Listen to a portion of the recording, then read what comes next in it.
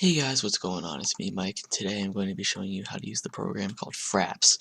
Now, what Fraps is, it records any sort of window or game that you have open that uses either DirectX or OpenGL, which is pretty much every game. Um, so I'm just gonna show you the basics of using it. So this is the general tab. There are 4 tabs, obviously. You can either start Fraps minimized, which pretty sure it'll either put it down here or down here, like when you pop up like that. Run Fraps window starts. That obviously means when you turn on your computer, Fraps opens automatically. Now monitor arrow desktop. Um, that makes it so that it records your screen in general, which I'm not doing that right now, but I could if I was doing a tutorial with a different program. But minimize the system tray only, which means that when you minimize it like that, it'll go to there, not there. For some reason mine has that little logo, but that doesn't bother me too much. FPS, I don't know what benchmarks is, so I'm not really gonna tell you about it, but there's a little overlay in Fraps whenever you're recording or not. You can put it in any corner like this. Most people, including me, have it up there because it's default. I'd recommend not to have that checked. Yeah, so if you go to movies, this is probably the main tab that you'd want. So this is the output folder. I would probably have to recommend outputting it to an external hard drive, like get like a 1 terabyte hard drive. For me, I only have 1 hard drive, so I just go to this. And the files that Fraps makes depending on like your video capture settings. Usually, if you record for about 4 minutes, it'll be about 2 to 3 gigabytes of video, so it takes up quite a lot of space. So that's why I'd recommend capturing to a different hard drive than your own, but I don't really have much of a choice. So yeah. And you can hit view and then it'll just open it in Windows Explorer. The video capture hotkey, which means that whenever you press F9 it'll start recording, when you press it again it'll stop. You can set an FPS cap. These are the 3 default, and then it gives you one right here that you can set to anything. I have it at 80. I usually keep it at 60 because 60 FPS is a pretty good FPS. Not the best, not the worst. This is like the resolution that it captures at is the resolution of your video. And if you're recording YouTube, I'd recommend having your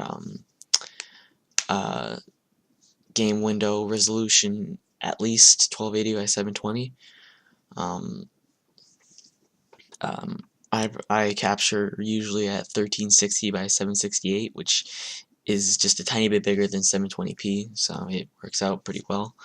And that's the default resolution of my monitor, so yeah.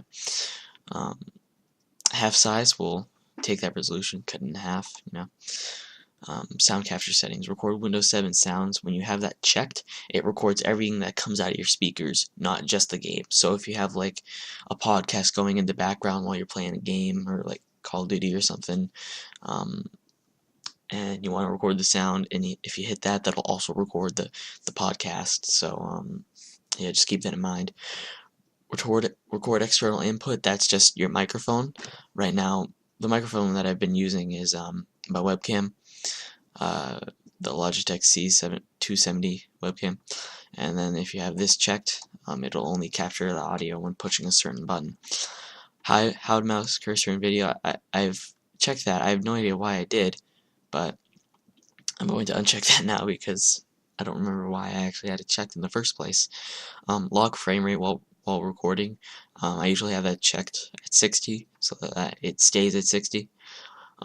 I have no idea what force lossless RGB capture is, so yeah, I'm not really gonna talk about it because I don't know what it does. Okay, screenshots. It's basically just the same thing as movies, but only it takes 1 frame. Um,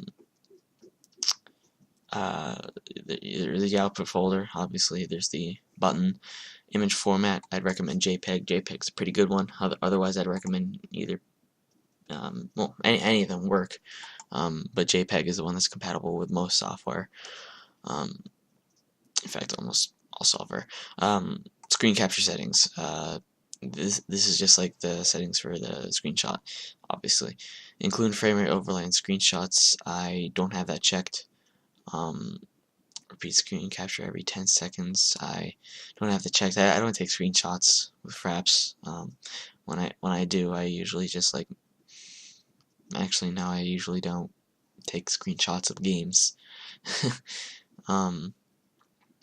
Sorry for.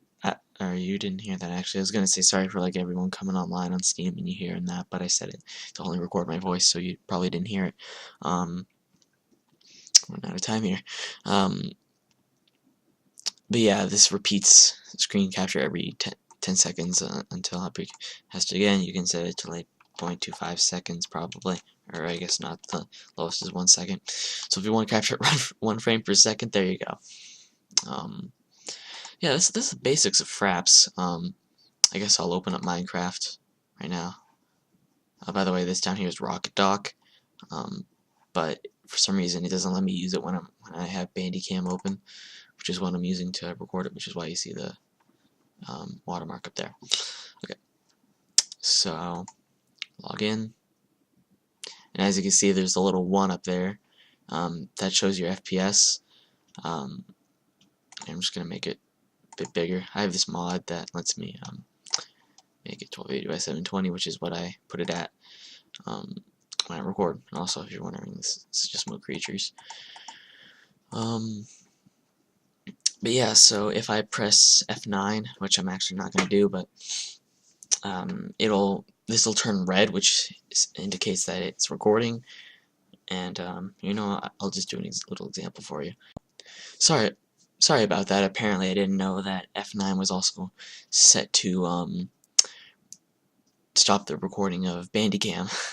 So yeah, I'm gonna have to edit that together. It's gonna be a pain in the butt. But anyways, yeah, that's just the basics of Fraps.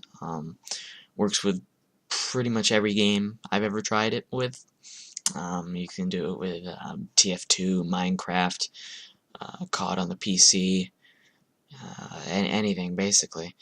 So yeah, hope you guys enjoyed this little short informational video, and I will see you guys later.